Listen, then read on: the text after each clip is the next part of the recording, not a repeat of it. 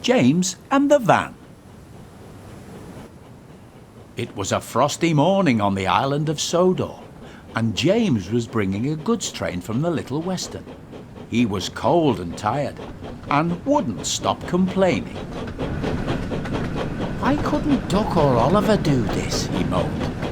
"A splendid engine like me should be pulling coaches, not these troublesome trucks." "Don't worry, James," said his fireman. "We've nearly reached the yard now, so you can have a drink and a rest before your next train." "Good," James replied. "A nice long rest will make me feel much better."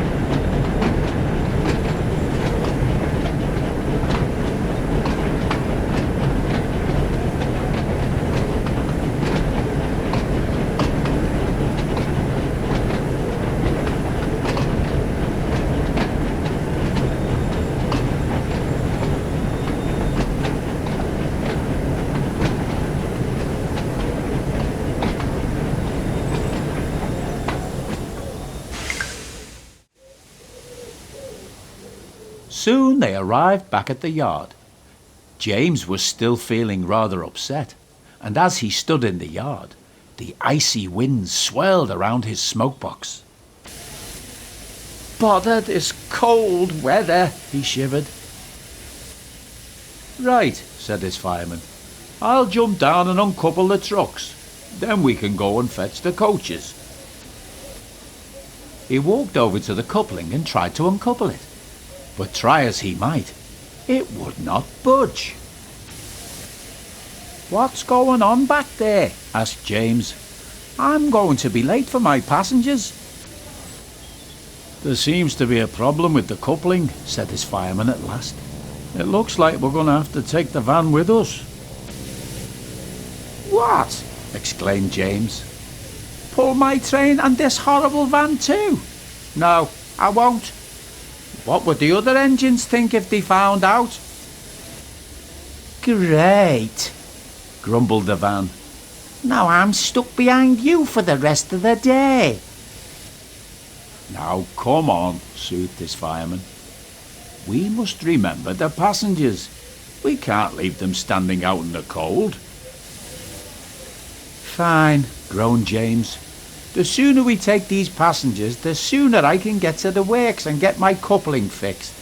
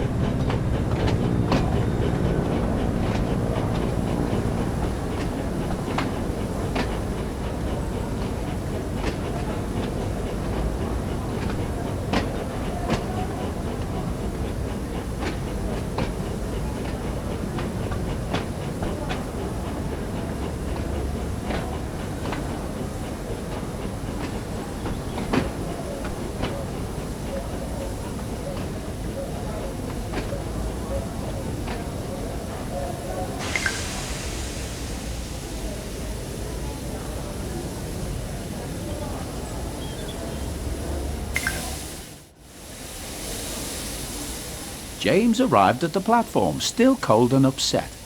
As he watched the passengers begin to board the train, he was surprised to see that the passengers didn't take much notice of the van. That's good, he thought to himself. Maybe if the passengers don't notice, then maybe none of the other engines will.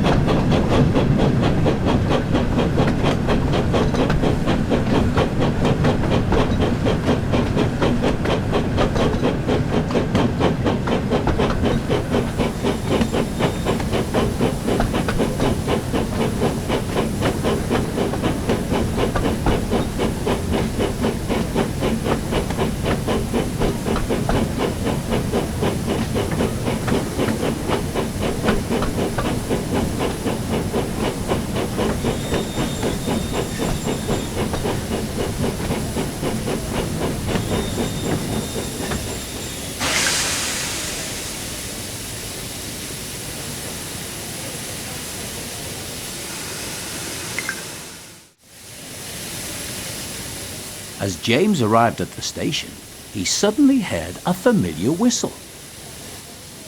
"Oh no," said James. "It's Gordon." "Hello, little James. What are you doing coupled to that van?" asked Gordon. "Oh, is that what passes as a special coach nowadays?" Gordon puffed away, still laughing. James tried to ignore him, and it wasn't long before the guard's whistle blew and they continued on their way.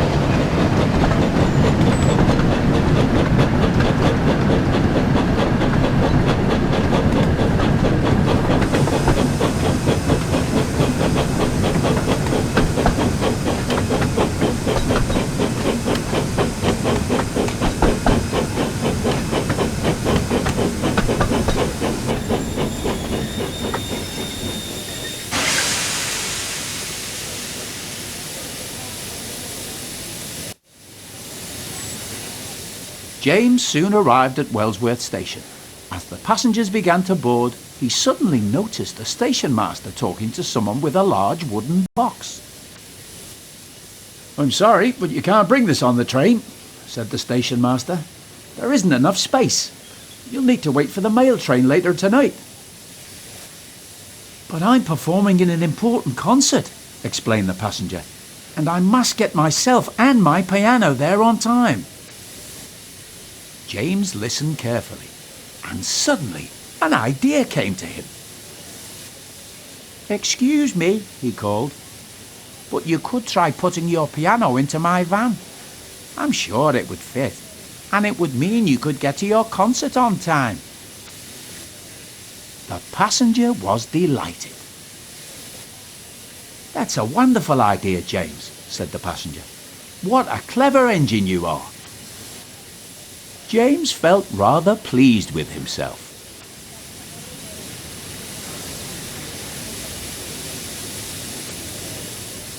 "This piano is heavy," moaned the van. "Why did we have to take it?" "Do stop your complaining," puffed James. "All this fuss over one wooden box." "The piano is loaded now, so it's almost time for us to get going," said James to the passenger. So the passenger hurried quickly to their carriage, and moments later the guard blew his whistle, and James knew it was time to leave.